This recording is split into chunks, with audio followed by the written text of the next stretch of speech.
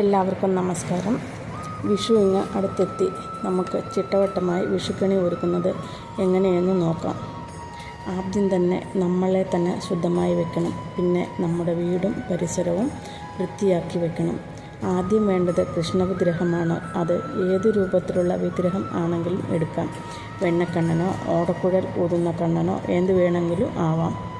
കണി വെക്കുന്ന സ്ഥലം നമ്മൾ ഉറക്കത്തിൽ നിന്ന് എഴുന്നേറ്റ് വേഗം കണി കാണുവാൻ പാകത്തിലുള്ള ഇടം ആയിരിക്കണം. തറയിൽ വേണമെങ്കിലും ആവാം, ഇല്ലെങ്കിൽ സ്റ്റൂളോ ടേബിളിലോ വയ്ക്കാം. കഴുകി വൃത്തിയാക്കിയ ഒരു വെള്ളത്തുണി കൊണ്ട് വിരിച്ച് അതിന്മേൽ കഴുകിയ മഞ്ഞപ്പെട്ട് വിരിക്കണം. എന്നിട്ട് അതിലൊരു പീഠം വെച്ച് അതിൽ അണിയിച്ചൊരുക്കി വെച്ചിരിക്കുന്ന കൃഷ്ണവിഗ്രഹം വയ്ക്കുക. മഞ്ഞപ്പട്ട് ഉടുപ്പിക്കാം, സ്വർണ്ണാഭരണങ്ങൾ ഇടിവിക്കാം. അതെല്ലാം നമ്മുടെ ഇഷ്ടം. അതിനുശേഷം വലിയ ഒരു ഉരുളി എടുത്ത് അതിൽ ഇനിയിപ്പോൾ ഉരുളി ഇല്ലെങ്കിൽ വേറെ എന്തെങ്കിലും പാത്രം, സ്റ്റീൽ പാത്രമോ എന്തെങ്കിലും ഉപയോഗിക്കാം. അതിലേക്ക് പാതി ഉണക്കലരി നിറയ്ക്കണം.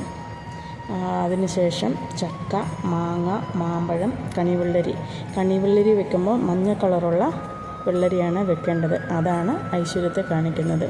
ഇത്രയും വെക്കണം. പിന്നെ നമ്മുടെ ഇഷ്ടത്തിനനുസരിച്ച് ഫ്രൂട്ട്സ്, ആപ്പിൾ, ഓറഞ്ച്, മാതളനാരങ്ങ, അങ്ങനെ എന്ത് വേണേലും വെക്കാം. പച്ചക്കറിയും വെക്കാം. അതിൽ പാവയ്ക്കായും കുമ്പളങ്ങായും ഒഴികെ ബാക്കിയെല്ലാം വെക്കാമെന്നാണ് പറയുന്നത്. വാൽക്കണ്ണാടി വെക്കണം. അത് ദേവിയെ പ്രതിനിധാനം ചെയ്യുന്നതാണ്. തിരുവിടാട ഉണ്ടെങ്കിൽ അതും വെക്കാം. അഷ്ടമംഗല്യം മസ്റ്റാണ്. അതിൽ അടയ്ക്ക വെക്കുമ്പോൾ മുഴുവനായിട്ടുള്ള പഴുക്ക വെക്കണം. നിലവിളക്ക് 5 തിരിയിടണം. തേങ്ങ ഉടച്ചത് വെക്കണം. അതിൽ അരിക്കിഴി വേണമെങ്കിൽ അങ്ങനെയും വെക്കാം. എണ്ണയോ നെയ്യോ ഉപയോഗിച്ച് തിരി കത്തിക്കാം. നാണയങ്ങൾ ഒരു ചെമ്പ് പ്ലേറ്റിൽ അല്ലെങ്കിൽ ഏതെങ്കിലും ഒരു പരന്ന പാത്രത്തിൽ വയ്ക്കാം. ബുക്ക് വെക്കണം. മഹാഭാരതം, ഭാഗവതം തുടങ്ങിയ ഏതെങ്കിലും ഒന്ന്. സ്വർണ്ണാഭരണങ്ങൾ വയ്ക്കാം. കണ്ണന് മയിൽപ്പീലി, കണിക്കൊന്ന പൂക്കളും കൊണ്ട് അലങ്കരിക്കണം. പുതിയ ഡ്രസ്സ് വെക്കണം. അത് കോടിയായിട്ട് വെക്കാൻ പാടില്ല. കഴുകി ഉണക്കിയതായിരിക്കണം. രാത്രി കിടക്കാൻ പോകുന്നതിന് മുൻപ് തന്നെ ഇതെല്ലാം ഒരുക്കി വെക്കണം. നിലവിളക്കിൽ ആവശ്യത്തിനുള്ള എണ്ണ ഒഴിച്ച് തിരി കത്തിച്ചിട്ട് വെക്കാം. കരിന്തിരി കത്താതെ നിറയെ എണ്ണ ഒഴിച്ചിരിക്കണം. തീ പിടിക്കാതെയും ശ്രദ്ധിച്ച് വെക്കണം. രാവിലെ ആദ്യം കണി കാണുന്നവർ തേങ്ങാമുറിയിൽ തിരി കത്തിക്കാം. ഇപ്രാവശ്യത്തെ കണി വെക്കേണ്ട ദിവസം മേടം 2 കണി കാണേണ്ട സമയം 4 തൊട്ട് 5:30 വരെയാണ്. എല്ലാവരും കണി കണ്ടതിന് ശേഷം കണിയെല്ലാം എടുത്ത് വീടിന് ചുറ്റും കാണിക്കും.